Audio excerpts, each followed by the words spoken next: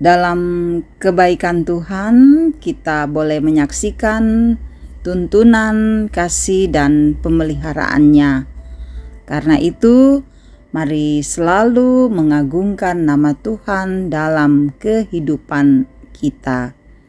Saudara-saudara, kita jumpa lagi dalam renungan harian, di mana kita berada di hari Kamis tanggal 14 Juli tahun 2022.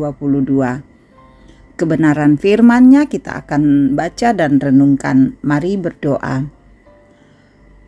Kami yakin bahwa Engkau baik dan terus bersama dengan kami. Karena itu kami berserah diri kepadamu. Firman-Mu kami rindukan untuk menjadi pelita dan sulu dalam hidup kami. Roh Kudus tolong kami, biar kami dapat membaca firman-Mu dan merenungkan dengan indah. Di dalamnya nama Tuhan kami agungkan. Ini kami yang datang kepadamu Tuhan, dalam nama Tuhan Yesus kami berdoa. Amin. Kejadian pasalnya yang ke-12 ayat 10 sampai ayat 20. Ketika kelaparan timbul di negeri itu, pergilah Abram ke Mesir untuk tinggal di situ sebagai orang asing, sebab hebat kelaparan di negeri itu. Pada waktu ia akan masuk ke Mesir, berkatalah ia kepada Sarai istrinya, "Memang aku tahu bahwa engkau adalah seorang perempuan yang cantik parasnya. Apabila orang Mesir melihat engkau, mereka akan berkata, 'Itu istrinya.' Jadi mereka akan membunuh aku dan membiarkan engkau hidup. Katakanlah bahwa engkau adikku, supaya aku diperlakukan mereka dengan baik, sebab engkau dan aku dibiarkan hidup oleh sebab engkau." Sesudah Abram masuk ke Mesir, orang Mesir itu melihat bahwa perempuan itu sangat cantik. Dan ketika punggawa-punggawa Firaun melihat Sarai, mereka memuji-mujinya di hadapan Firaun, sehingga perempuan itu dibawa ke istananya. Firaun menyambut Abram dengan baik-baik karena ia mengingini perempuan itu, dan Abram mendapat kambing domba, lembu sapi, keledai jantan, budak laki-laki dan perempuan, keledai betina, dan unta. Tetapi Tuhan menimpahkan tulah yang hebat kepada Firaun. Demikian juga kepada seisi istananya, karena Sarai istri Abram itu. Lalu Firaun memanggil Abram serta berkata, "Apakah yang kau perbuat ini terhadap aku? Mengapa tidak kau beritahukan bahwa ia istrimu? Mengapa engkau katakan dia adikku, sehingga aku mengambilnya menjadi istriku? Sekarang inilah istrimu, ambillah dan pergilah." Lalu Firaun memerintahkan beberapa orang untuk mengantarkan Abram pergi bersama-sama dengan istrinya dan segala kepunyaannya. Demikian saudara-saudara firman Tuhan. Amin. Tema kita saat ini, campur tangan Tuhan. Sahabat-sahabat Kristus, kekhawatiran dan kebingungan seringkali menggiring seseorang pada keputusan yang keliru.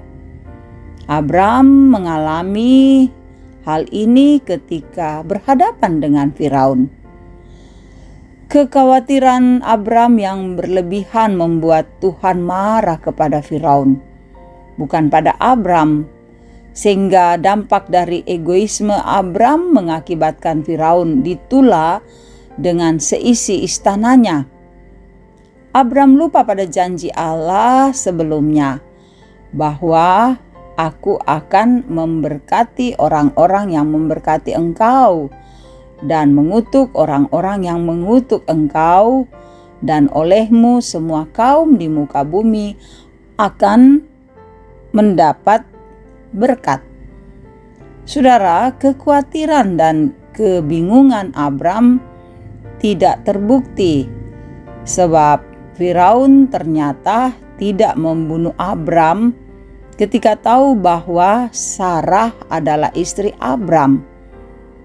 Mengingkari hubungannya sebagai suami istri lantas tidak membuat Allah lupa pada janjinya. Janji Allah ya dan amin, kendati manusia seringkali lalai.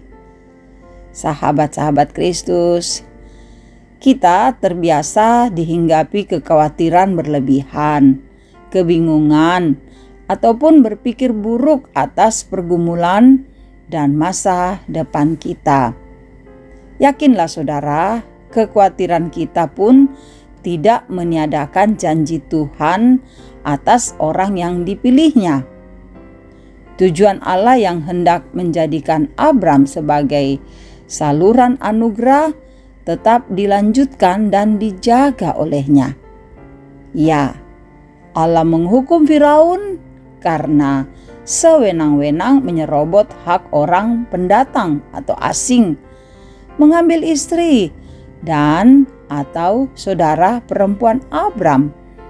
Karena Sarah memang saudara tiri, beda ibu dari Abram, kebiasaan Timur Tengah pada saat itu dilakukan.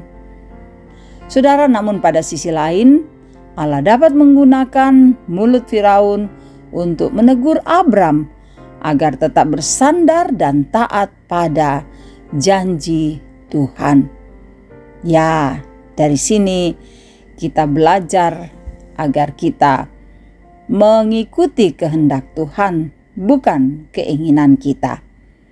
Kiranya Roh Kudus menuntun kita, saudara-saudara dan saya, untuk mengambil langkah, tindakan, dan keputusan hanya menurut kehendak hati Tuhan, bukan keinginan kita.